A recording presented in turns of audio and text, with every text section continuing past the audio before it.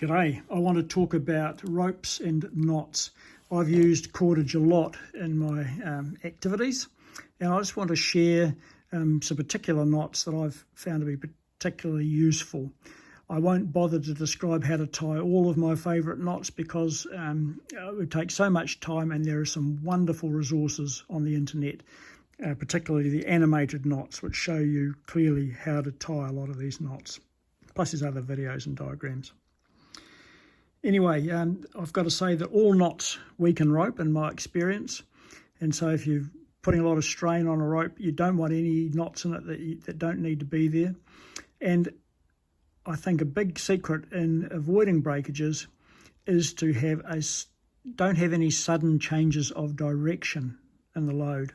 So if you've got a load on a piece of rope and you're trying to hold the end of the rope to stop, the load getting away, then by putting it around something that is sort of smooth and round, you're avoiding a sudden change in direction of the force.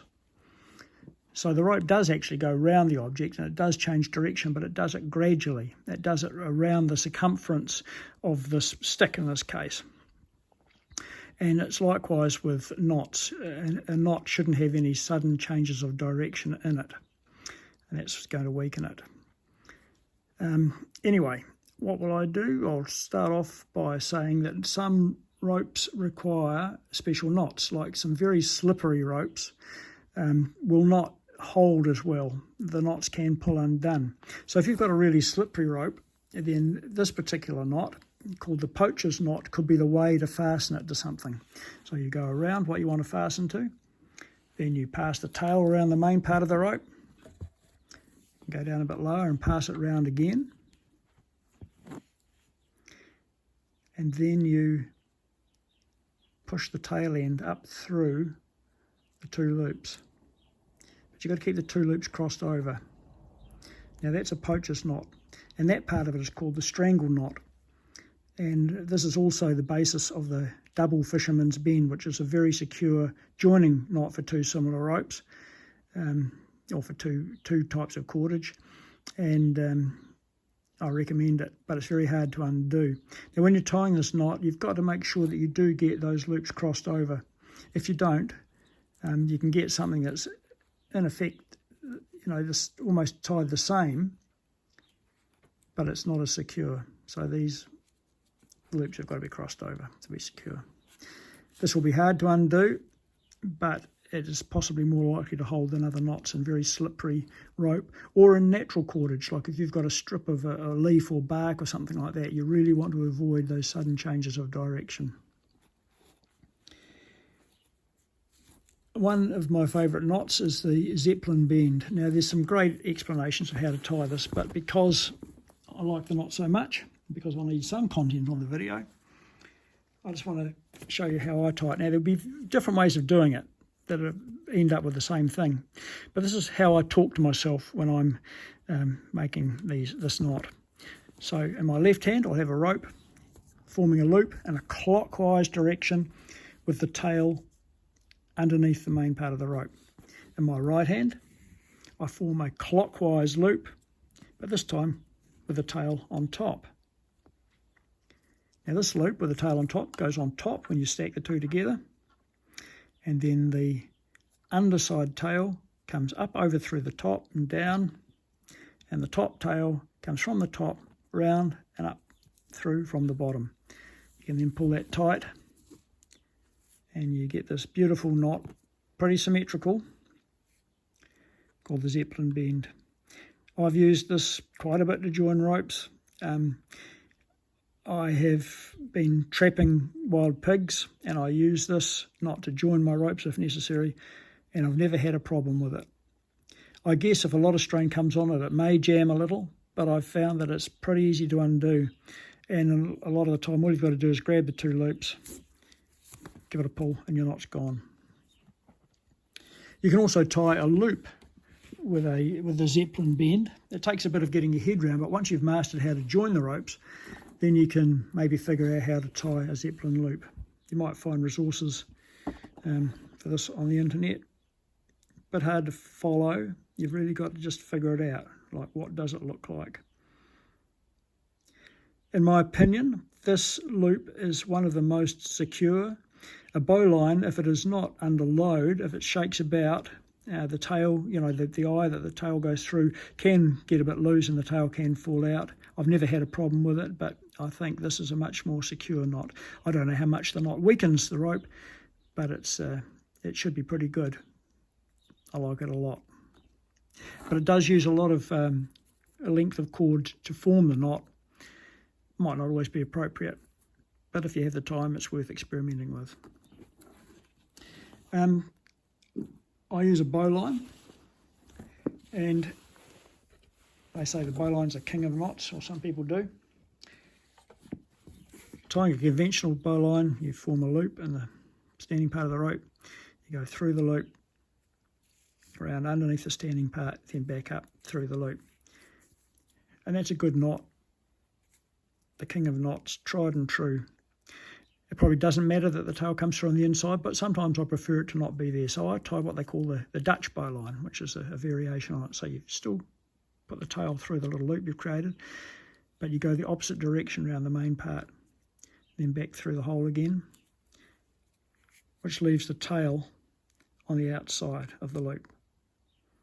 It probably doesn't matter where the tail goes, but in my particular case, I just liked having the tail outside when I was trapping pigs, because it didn't interfere with the noose sliding when it needed to slide.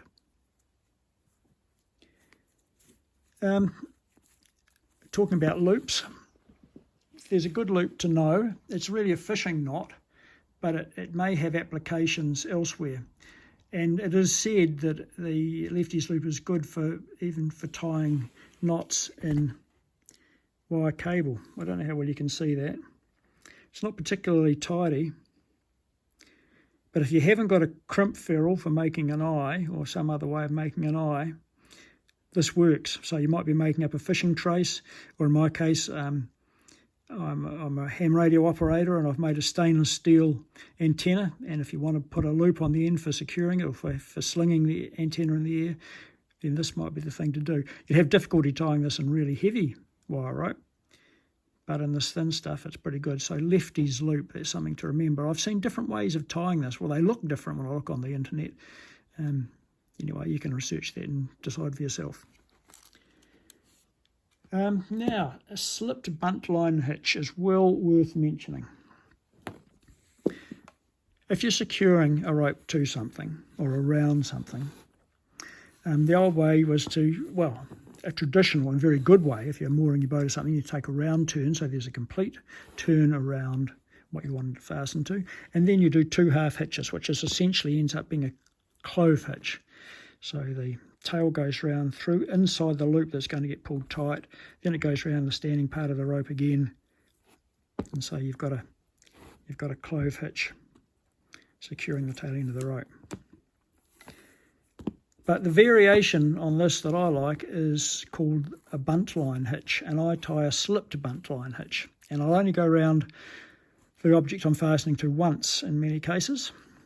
So I go around the main part with the tail, but instead of coming through the hole that's going to get tightened down, I go around the outside for a start. And then the second pass goes on the inside of the knot. But I double it so a tail stays outside. So in effect it's a slipped knot, so I can pull that and it will disappear.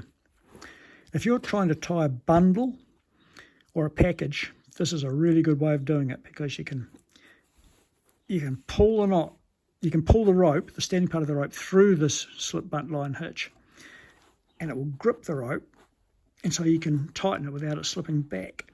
And then when you've got it tight, you can take a bite over that loop. To be more secure, you can take a second bite over the loop, and it means you've actually tied a clove hitch around that loop. And then all you've got to do to get rid of the knot when you're done is just pull the tail end, and it just comes out through the whole knot, and the knot just disappears. It's gone. Righto, stopper knots. On a single bit of rope, you can tie a Celtic button knot. This isn't a particularly neat example, but it's a Celtic button knot, or was meant to be. Or I just tied one of those, well, it's like a Poachers knot. It's actually called a Strangle knot, but it's formed the same way as we did the Poachers knot. Or you can tie in 2 ropes. You can tie a lanyard knot. Now this video is getting a bit long, I apologise for that, but anyway, this is how I tie it. Just like I start off with a Zeppelin Bend, I take a clockwise loop in my left hand with the tail going underneath.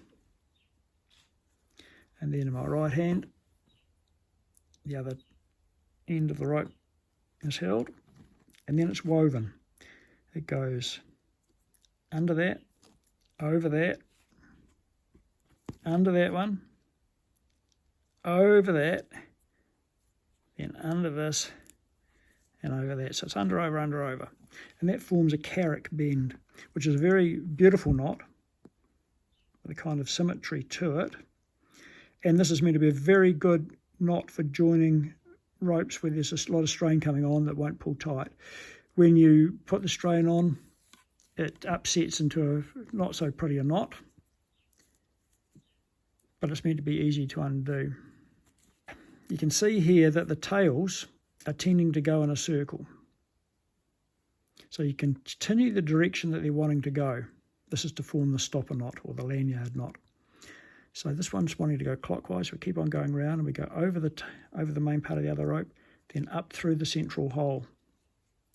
And this one's tending to go clockwise as well. So you go over the other main rope, then up through the central hole. And you pull it tight. It won't take all the time necessary to make it really neat. That makes quite a good knot, a stopper knot. And this loop that I've created can be used as a soft shackle. Just by passing it over there, you've got something that will take quite a load.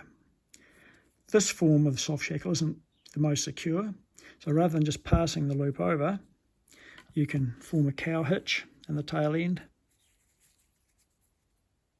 It's a cow hitch, and then put the stopper knot through it, pull it tight, and you've got yourself a really strong and secure means of having a soft shackle. You might use it to hold a pulley in place, or I don't know, you might find a multitude of uses.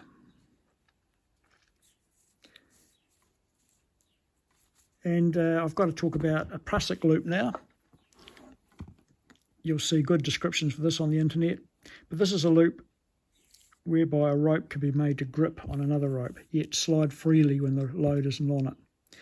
So I can slide it by grabbing the actual knot, but when I pull the tail, it grips tightly.